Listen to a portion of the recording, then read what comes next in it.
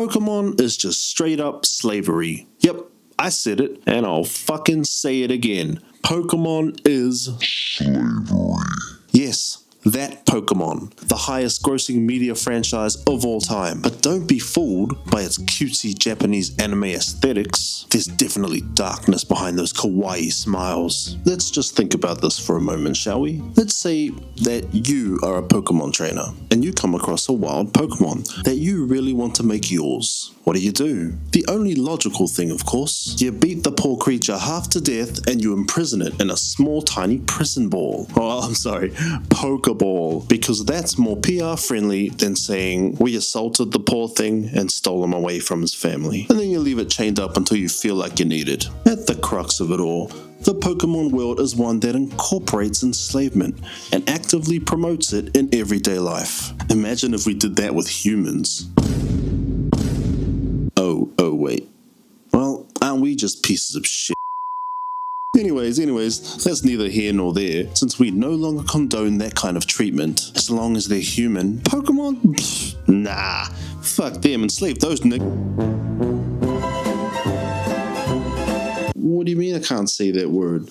I can say whatever I want. It's a free country. The whole world is in on this. It's not just acceptable to become a Pokemon trainer, it's actively encouraged as a great career path. So, you want to become a Pokemon trainer?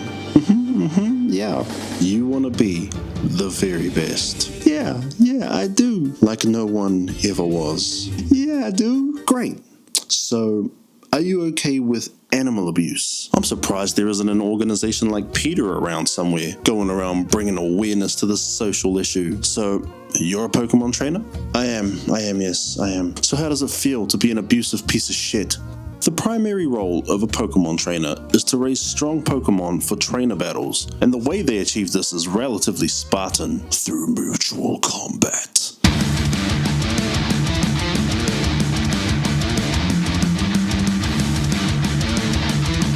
Holy shit, how are these creatures not dead yet? So their trainers / slave masters put them through rigorous battles, fights that injure them greatly, over and over in a perpetual cycle of violence. And it's just all good because Poké Centers can heal them up straight away, right? I don't know, man. That sounds like forced slave labor to me. Not to mention purgatory, because it seems like dying isn't really a thing in this universe. Well, in the games they are, but in terms of actual gameplay, all the Pokemon do is just faint, which is just another word for failure, really, because resurrection is a thing in this universe, and experience isn't awarded to losers. Isn't that weird though? I thought you were supposed to learn from failure. Shouldn't the logic apply here as well? Who knows what applies in this universe? But speaking of resurrection, that's another sin we can add to this horrible world. Black magic under the guise of medicine. But that's all I'll say about Poké Centers in this video.